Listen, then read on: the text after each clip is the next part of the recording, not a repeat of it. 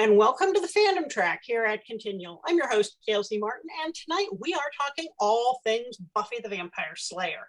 But before we dive into all of that goodness, I'm going to let my wonderful panelists introduce themselves, starting with Samantha. Hey there, I am Samantha Bryant. I am best known for writing the menopausal superhero series, unless you happen to have been a middle schooler in my part of North Carolina, but I'm best known for teaching Spanish. Nice. Kim? Hi, I'm Kim Fielding. I write gay romance in all the genres. And before that, I wrote a whole lot of Buffy fan fiction. Very good. Lola? I'm Lola Lariscy. I started watching Buffy when it came out. I was a super fan. And I write paranormal and sci-fi fiction. Cool. Tawdra? You're muted. No wonder I was so quiet. Sorry about that. I'm Tawdra Kandle. I write contemporary romance under this name, paranormal romance under another name, and erotic romance under still another name. And I have been watching Buffy since the very beginning. Very good. Carole? I'm Carole Stokes. I'm a Buffy fan from the very, very start. Even at one point got involved in the Buffy collectible card game where I was a judge. And I'm also known as Firesign 10, and all of my fanfic is on AO3 under Firesign 10. Cool. Marisa? Hi, I'm Marisa Wolf. I am a science fiction and fantasy author. I am a Buffy super fan, and I have read a lot of Buffy fan fiction. So I'm taking notes on names right now. Angela? Hi, I'm Angela Giddings. I write the Dance of Ages series, which is sci-fi fantasy around a vampire lead character. I've been watching Buffy since the movie. So, and I pretty much have been a fan since then. Nice. Dahlia? I'm Dahlia Rose, and I write contemporary, military, interracial, historical. Let's just say that I cover most genres. And I absolutely love Buffy, Team Spike all the way. And yep, glad to be here. Cool. And I'm Gail C. Martin and Morgan Bryce. As Gail, I write epic fantasy, urban fantasy, and more. As Morgan, I write urban fantasy, male paranormal romance. I'm late to the Buffyverse because throughout the entire decade of the 90s, I was chasing Rugrats. So didn't get to watch anything that was even slightly grown up. So I want to know what attracted you to the Buffyverse. What just made you watch it and say, oh yes, this is me? Kim? I think for me, it was the writing. I mean, the writing was always really sharp. There are almost no, like probably many of you, I've rewatched them on DVD many times, and there are almost no episodes that fall flat. I mean, some are certainly better than others, but everyone had this sharp writing with these great characters that, of course, if you wanted to go on and write fan fiction, you could play with in all sorts of ways. So I think that was the big thing for me. Okay, Lola? I'll echo that, and the humor. I mean, the humor was so spot on. It was clever. So smart, and you didn't see that much, and you haven't seen that much since. It was just totally spot on. Dahlia? I think for me it was a female heroine. I grew up and didn't see a lot of that. You saw like everyone else, Tom Cruise. We saw, Brad Pitt, Lestat, everything. And when Buffy came out, she was a kick-ass, female heroine. She wasn't asking anyone for help. She knew that she could, she could kick ass and take names. And throughout, you saw her character evolve, from a teenager to an adult and all the stuff that she had to go through. And it was kind of like you could relate to her, even though that she was supposed to, she was killing vampires and you're not, but they made the characters relatable that people could actually see themselves in it. And it was so well done. And I loved Giles, everyone, they just never lost a beat when it came to Buffy. Very nice. Angela? I liked the kick-ass female characters. I liked the fighting, honestly. I also liked the fact that a lot of the bad guys were interesting in that series. You know, they weren't just, you know, and it started off with the monster of the week, but then you got into the ones like the mayor that had more depth, and that made it really interesting. I also liked the humor in it too. Tawdra? Well, I'm going to start by saying, Gail, I also had little ones in the 90s, but I was just telling a friend of mine, for us, Buffy was a family thing. My kids watched Buffy from the time they were born. Like they grew up with these characters, and still, I mean, that's our family language. And my husband is a priest, and he will reference Buffy from the pulpit. He'll say, as you know, this happened with Buffy and Spike, or Buffy and Angel, whatever. And you know what? It just is what it is. So a lot of good memories there. I think what attracted me to the show first, because we had watched the movie, we're not impressed, flipped around and happened to hit on Buffy and started watching it. And I feel like it hit its stride with the pack, that episode with the hyenas. And to me, what drew me were the characters, which were all so strongly written, really from the word go. And also the allegory, the high school allegory. I mean, sometimes the scariest parts of Buffy were not the monsters or the physical threat, but what was happening that we could all relate to from having survived high school. You know, one of my favorite lines comes at graduation. Oz says, guys, look around, we did it. And, you know, we survived. And they said, the apocalypse? No, high school. You know, that, to me, that was Buffy in a nutshell. Okay. Samantha? So I was also late on the Buffy wagon, but for different reasons. I was living in rural Alaska and I didn't have television.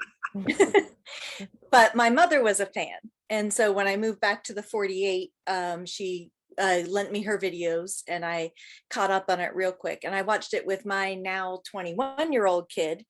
And when she was, I don't know, 4 or 5 years old and we were watching it, she had a Buffy credits dance. It was awesome. But so far as what drew me to the show, like a lot of other people said, I loved the wit. I loved the subverted expectations. You remember that first episode where, you know, you feel Darla, who we don't know is Darla yet, right? And you feel like, oh, she's in danger, but she actually is the danger. And that was wonderful. I love having my expectations subverted in a way that still works for the story, where it's not like pull the rug out from under you just so I can, but because it actually serves the story. And then I liked what Tawdra was saying about the allegory of high school. I was thinking there's nothing scarier on Buffy than Buffy's love life. Yes. Absolutely. Mm-hmm. Carole? I watched the Buffy movie and was unimpressed, but the show started and I was like, I have to give this a shot. The whole idea of the bubbly blonde cheerleader being the antidote to the Hellmouth, and, you know, possibly a savior of the world, is too delicious a concept to not check out. And from the get-go, we had the wit, the humor, the ensemble. It was a magnificent ensemble. And it was that way from the beginning. You know, I mean, right away, we were tied in with Xander and Willow and Giles and Cordelia, and everyone was fleshed out and ready to go. So when it launched, you know, like a Viking ship upon the water. And so it drew you right in, and you just, you know, you had to go. In the course of Buffy, I divorced and remarried. And when I remarried, I instructed my husband that Tuesday nights were Buffy nights. And there would be nachos and tequila and Buffy. And there was no discussion about this. Well, he became, of course, an ardent fan immediately. And I believe one of you mentioned about how Buffy is the language. We have so many Buffy catchphrases in my family, and we all just are like, you know, whipping them out all the time. And it's a part of our family culture as much as the pop culture. Marisa? I mean, yes, snark, yes, badass girl, heroine. I also love that in the beginning she was a reluctant heroine. I don't think you get to see that as much as you do reluctant heroes. She's like, can I just be 16, y'all? Like, I don't, come on. And then one other thing I'll add is the Willow Buffy friendship. Just having some really great female friendship was pretty awesome.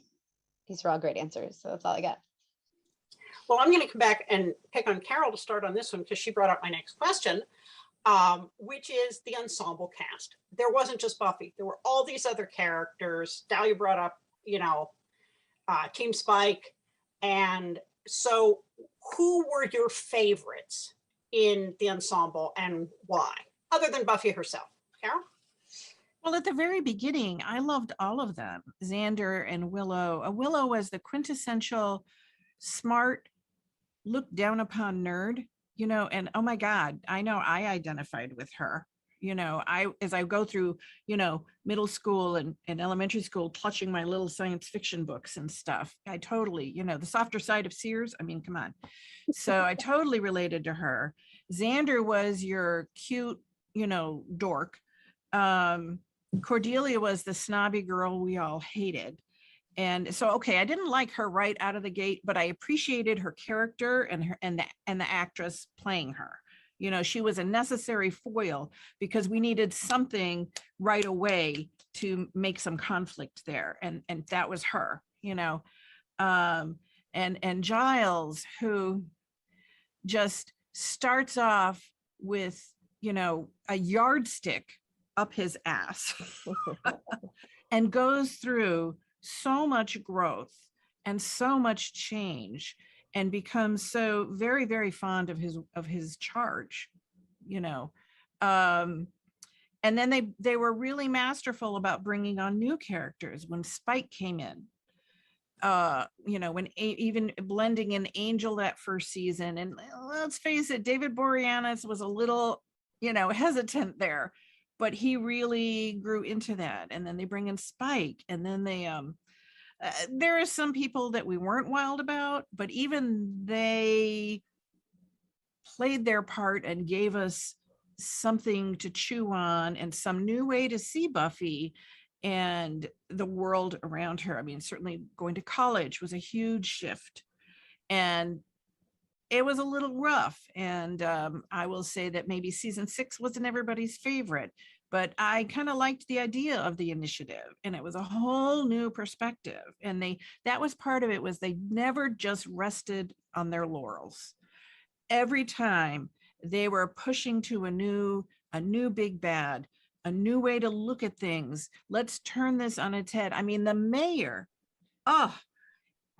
he's hilarious. He's like, go kill Buffy, and then, miniature golf. Who doesn't love miniature golf? Would you like a mint off his desk in between eating, giant bugs that will bring me demonhood? It's wonderful. It's wonderful. The writing is always rapier sharp. The humor is great, even at those moments. I mean, we laugh to this day about the funny syphilis. Okay.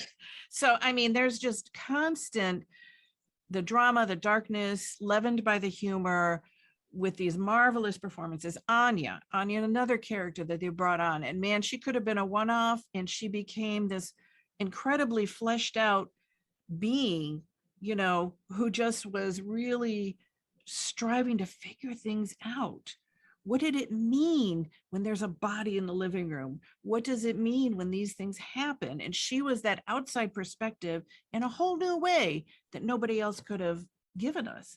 So the richness is within the characters, within the quality of the writing, and the fact that we are constantly presented with new viewpoints, even within an episode where you think, aha, this is the bad person. And no, they're not. The cheerleader is doing witchery. No, she's not. She's the victim of it. I mean, countless episodes where they do that, and it continually refreshes our perspective. Cool. Tawdra? It's like asking me to choose one of my children. Yeah. You know, I think Xander was probably my favorite from beginning to end, just because he had, as he said, he was ordinary. You know, Willow developed this power, this magic, which she you know, had kind of toyed with early on. She became the big bad in her own right. Cordelia always had this crazy self-confidence, even though we found out, you know, what was going on behind the scenes. Oz had his own, you know, his own transformation. Um, but Xander just kind of, you know, went along and he did his thing and he brought the donuts. I think one of the most underrated episodes is the cake, where they're like they're fighting off this big evil demon. The Zeppo. Zeppo, right? But they're making the cake, and he's with these guys who are, you know, trying to blow up the school, and you're just seeing it all from his perspective, and that he and Faith end up together. I mean, it's just this crazy episode, but it's so strong because Nikki played it strong, and you know, and just the writing was incredible, and he was just a really strong character from beginning to end. He just, I love him. I love them all, but you know, and I'll always have a soft spot. I grew up with David Boreanaz in the Delaware Valley, so you know, I always have a soft spot there for him. But you know what? He was a gimme. I mean, you could not love Angel. So anyway, Lola? Lola? Oh, there you go. Can you hear my dogs? Yeah, I'm gonna say Tara because I was her growing up. I still am her in some ways. Shy, not quite sure how to say what I want to say. Would rather, you know, put my nose down and, you know, talk to people like this. And watching her come into her own, it really gave me dogs. It really gave me a good feeling because that's what I want to be like when I grow up. Dahlia? There were so many characters, but first off, I'm going to be the one person that says I didn't like Angel in Buffy at all. I liked him in Angel. I did not like him in Buffy. The whole thing about, you know, if he falls in love and then he, you know, he turns back evil, and all of that didn't jive with me because that's a lot of pressure to put on Buffy, who was really just trying to figure out her, you know, from going from a young woman to an adult and all of these things that go between it. I'd say that my favorite character of all, though, would be Willow, because her evolution was marvelous. And I always use the quote when she was, you know, when she became the big bad and she's like, bored now. And she snapped her finger and turned the guy inside out. Best scene ever. And I absolutely loved how she went from this innocent, shy thing to really coming into herself as a woman and, you know, owning her power, owning her sexuality, owning the fact that, you know, she wanted to be with Tara and everything. She was confused, but she eventually found her path. And she had those knocks along the way, you know, that really made you think that, well, she survived this because she got knocked around a lot.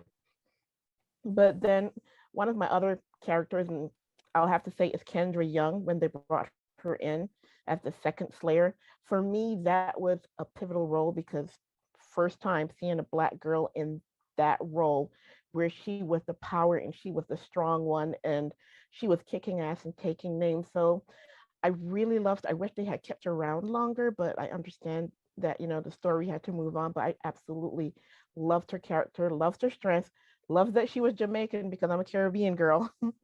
So it just gave me this whole colorful tapestry of people to just fall in love with and follow their journey as they evolved. And I only one I didn't really think that evolved was Angel because he just had a lot of angst. He was like, you know, the Cullen boy without all the sparkles going on to me.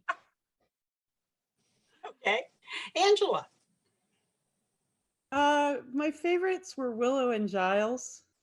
I like Dahlia said, I really liked the evolution of Willow. I liked, you know, just her finding her power, especially in season 7. You know, after coming through all of that and coming out and being able to be, you know, find herself again.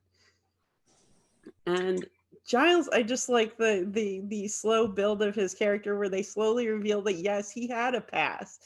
He had things where he had made mistakes, and you know, he was trying to like recover from those mistakes too, which is why I think the two of them fit. He had somewhere where when he was with Willow later on to try and help her recover from the magic addiction. It's like something that he had gone through similarly when he was younger also. So, and my favorite episode is still where they all bind together to create the Super Buffy, and the subsequent one after that where they're all getting chased in their dreams, and the sheer just weirdness of that. But the core team is you know, always going to be my favorite. Marisa. I mean, I'm gonna add Faith. I really enjoyed her. I still say 5 by 5, and it's all her fault. So she's just great times. Like it was so different from where Buffy had gone when she was introduced, and that she was just like, look how fun it is to be a Slayer. And I loved that. I mean, does it go too far? Yes, but that episode where they switched bodies, that was so much fun. So I love Faith. I love Giles for all the reasons Angela said. The episode where they went back to high school, where they regressed, Buffy's mom and Giles, was pretty freaking great.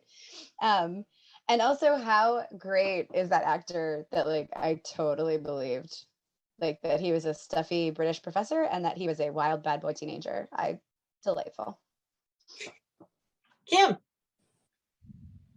I think, you know, Spike has always been kind of my number one. I mean, let's face it, he was really sexy, so that helped. But he was funny, and he was kind of always an outsider to the group, so he was able to kind of put in these comments that sometimes kind of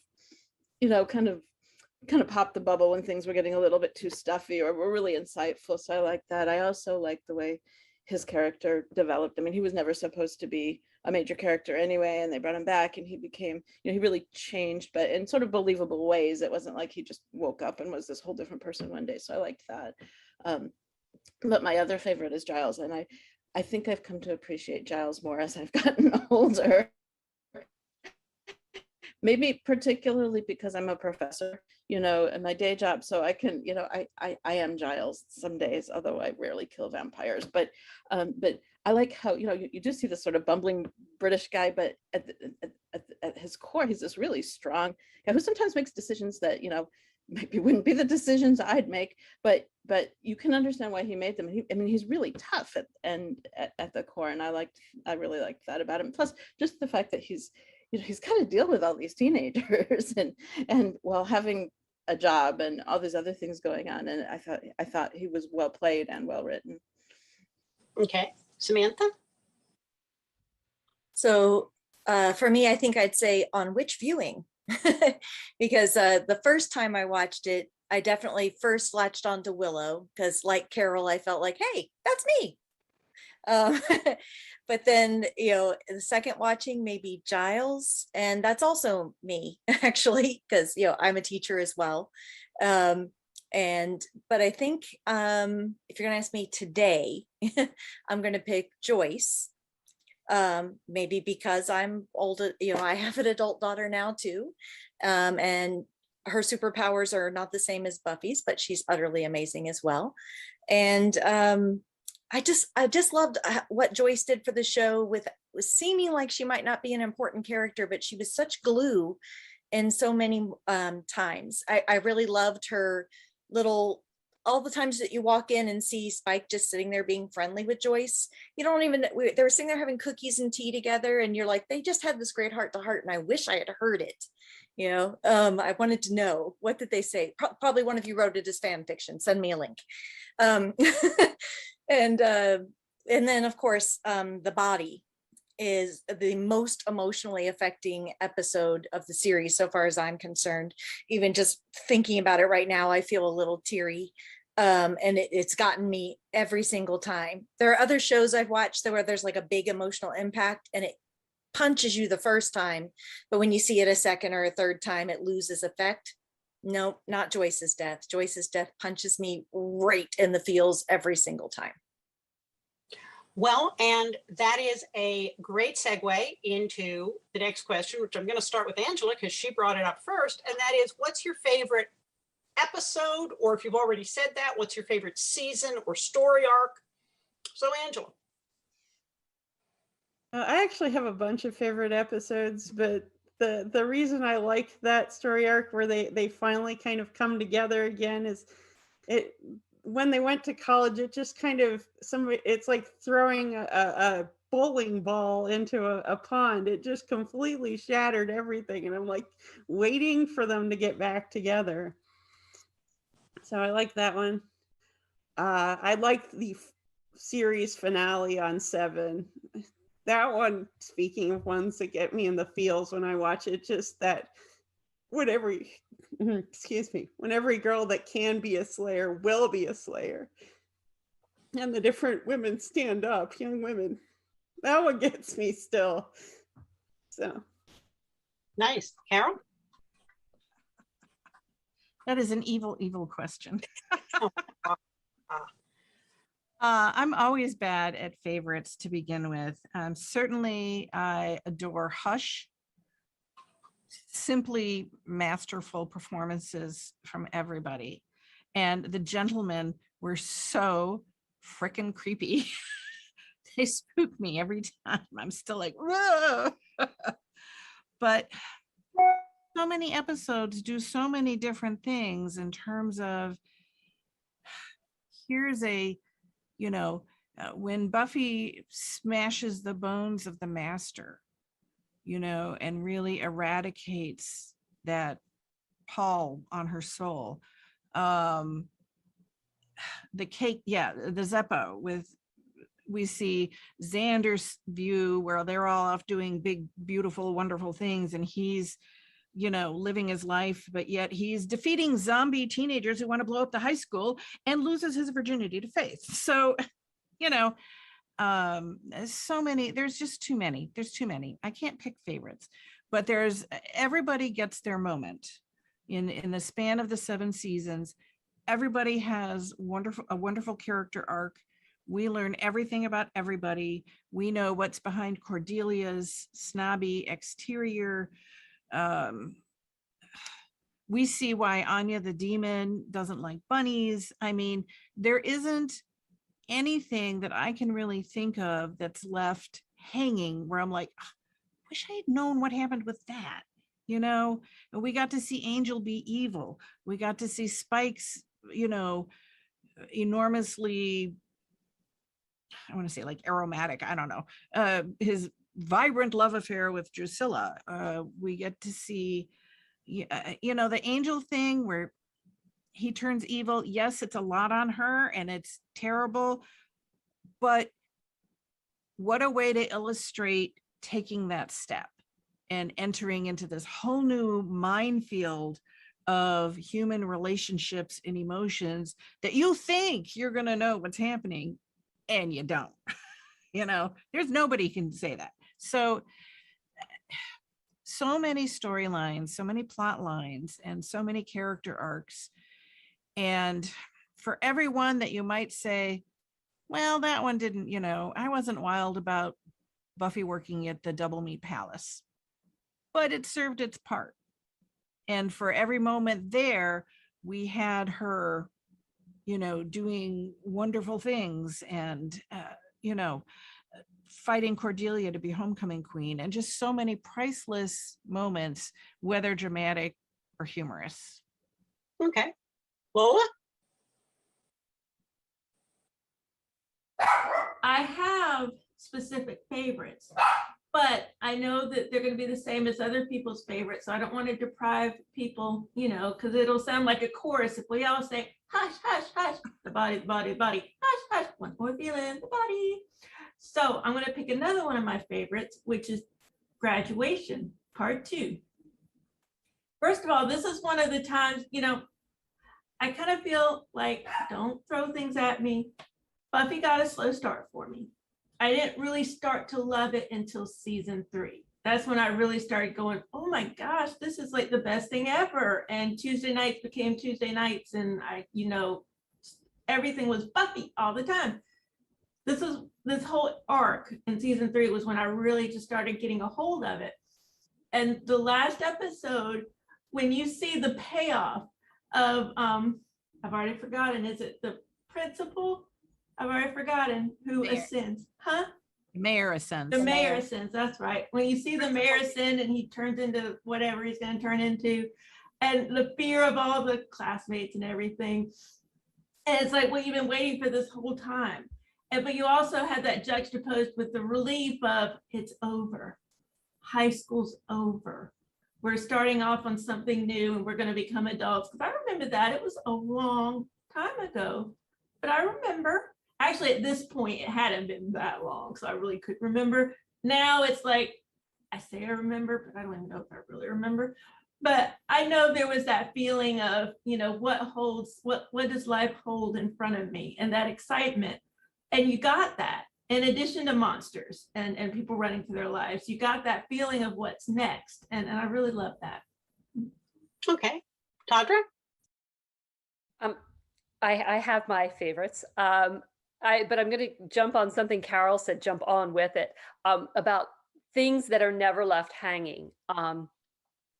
In Becoming Part 2, you know that Xander has done something that really, really affects what happens at the end. He did not tell Buffy that Willow was working on the spell to restore Angel's soul. And as a result, she ended up killing him and going off. And that is never really, she comes back to town later, but you come back and in season 7, when they're talking about Anya after the spider and all the frat boys being killed, and that comes back, and Buffy says to Willow, you didn't do this, and Xander, kill.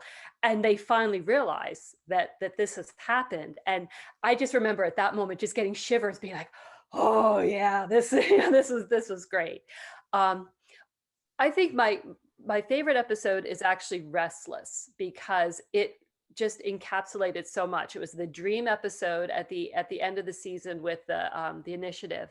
And it just was, again, that's something our family talks about. We talk about all the time. I wear the cheese does not wear me.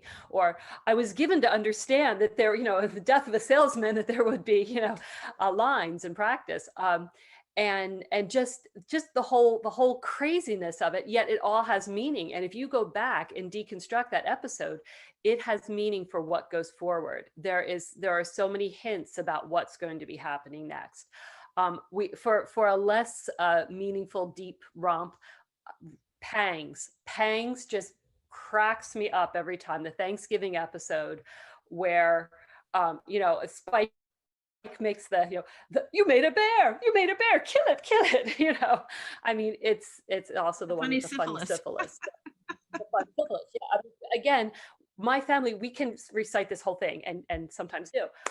So yeah, I love that one. I thought what was the one where Buffy and Spike think they're married, or they're about to be married? It was like they were boom, boom, boom, right? In Tabula Rasa. No, it wasn't. No, Tabula Rasa wasn't that one. That was the one where they don't know who they are. That was the one with Randy Something Giles. Blue. Spike was Yeah. Randy Giles. Oh, Something Blue. That's right. Something Blue. Yeah, Something Blue.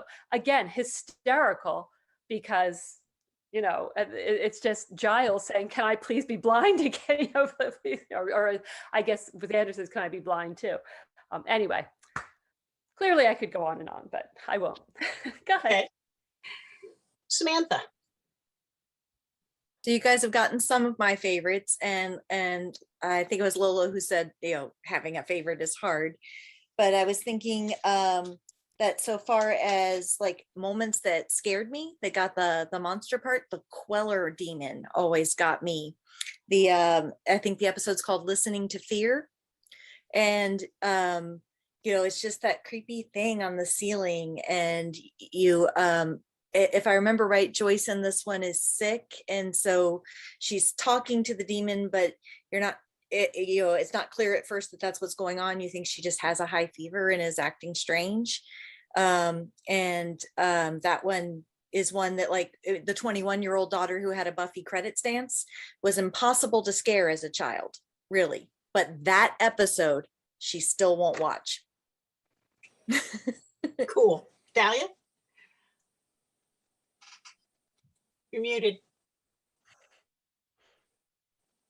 Sorry about that. I think I'm, with everyone about Hush, because Hush, you see her not having to use like stakes or any kind of weapon except for her voice to end it. But I always seem to be drawn more to the dramatic endings, like when she had to kill Angel and when Tara died. And especially the episode where Joyce died, where you see Buffy went from this strong fighter, this person that's taking care of, Somerville, and one word, mommy, and she just turned into a 6-year-old child. And that broke my heart every time. And it's one of my favorite episodes because her and Joyce's relationship was, one minute they're great, and then one minute they're grounded. It was like the quintessential mother-daughter relationship. And she wanted Joyce to let her go, and she had to evolve and, everything. But then Joyce dies, and that one word, she becomes a child again that needs her mom. And that by far will always be my favorite, episode.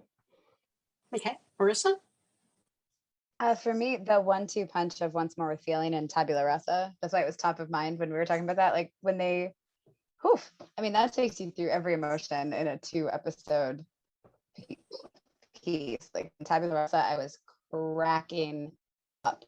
First I was Manolo, I was cracking up, and then my heart was broken. And I mean, a good episode of Buffy did that every time. Like it just kind of bounced you from emotion to emotion to emotion, and you felt your feelings very deeply. It's like a teenager. Okay. And Kim? I think Pangs is also one of my favorite, just because, I mean, it is really funny. I mean, it's probably one of the funniest episodes, but it's also like, there's something a lot of us can relate to, this family. It's a really dysfunctional family trying to have Thanksgiving, with all this stuff going on. I mean, most of us don't have vampires and bears and syphilis at Thanksgiving, but we can all relate to kind of trying to do this. Well, most of us, but we're trying to do this thing, and there's other things going on. And we had my adult daughter's friend lived with us for a while at the beginning of the pandemic, and he referred to our house as controlled chaos. And so I could relate to that, and so that's one of my favorites. But as a plot arc that I think is kind of, it's not a major one, but it's one I really like. It's the relationship between Spike and Dawn. And I mean, Dawn is not one of my favorite characters, but the way that he, I mean, if the poor kid, right? And so I really like the way those two were drawn together. And I think that, it doesn't play a huge part in what goes on, and yet but it is important to the overall whole. And I liked the way both actors dealt with it too. Felt believable. Well, believe it or not, a nurturing vampire. believe it or not, we have blown through our time. So before we go, I want to have everybody go around and tell us your favorite Buffy quote, and then tell us where we can find you on social media. Starting with you, Dahlia. Can't hear you. My favorite quote comes from Willow. Lord, now that's my thing. And I do that to my kids all the time when they come showing me math homework that I can't decipher. And you can find me online, social media. I'm at all of the hotspots: Instagram, Twitter, Facebook, and you can find me on my website, www.dahliaroseunscripted.com. Awesome. Thank you. Lola. I'm trying to think of something zippy. I can't think of anything zippy. All I can think of is the one that comes to mind the most, which is sad, and I'm going to do this quickly. When Anya is looking at Joyce's hairbrush, and she goes, "She's never going to brush her hair again." Because I think about that when I think about my mom dying. So that's the most memorable one to me. And where to find you? I'm on Facebook under my real name. Some of y'all know what it is. If not, you'll figure it out. And also my pen name, which is Lola Lariscy, and Lariscy is spelled Lariscy. Great. Angela. My favorite quote is, I don't solve everything with violence. What's important is you believe that. It's my favorite of all time. And I can be found as Angela Giddings on Facebook with the spider mask as my profile face right now. Great. Carol?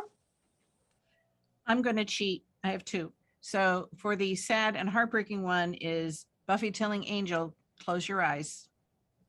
And for the peppy, amusing one is when they give Buffy a pager, because this is before cell phones.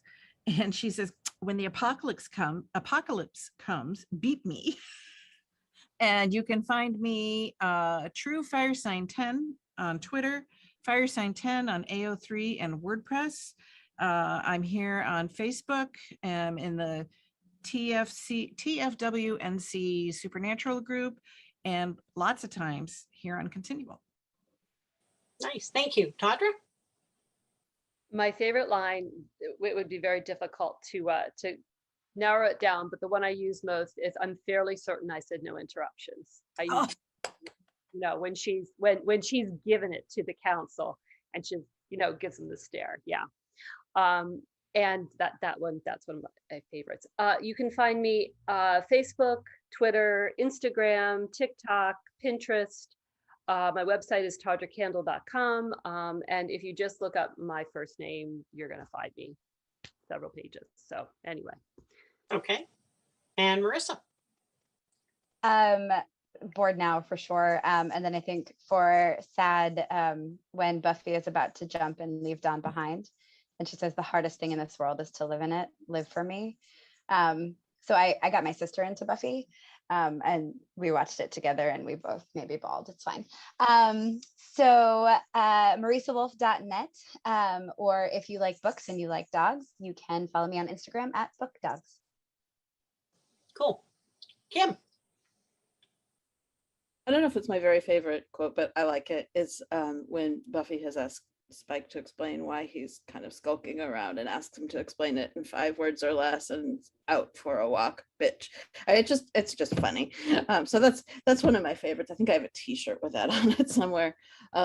And you can find me as K Fielding Writes just about everywhere on Instagram, Facebook, my website. And if you want to read about 125 Spike / fics, I'm at AOL3 as Witch Clothes, WHICH Clothes, all one word. Very good. Samantha? So I'll go with, from the Buffy musical episode, Apocalypse, we've all been there. Because it does feel that way. I sing that one actually a lot at the end of the school day. But you can find me at samanthabryant.com. Facebook does not like my URL, but it is a totally legit URL and you can get there any place else.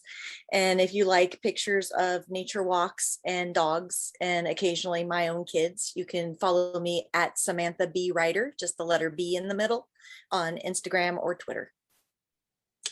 And I'm gailzmartin.com and morganbryce.com. All of my social media on Pinterest and Instagram and Twitter are a variation of those names, so I'm pretty easy to find. I run the Supernatural TFWNC group here on Facebook, but mostly you can find me here on ConTinual. So thank you to our wonderful panelists, and thanks to all of you for watching and listening. There'll be more fandom here on ConTinual, so we'll see you online.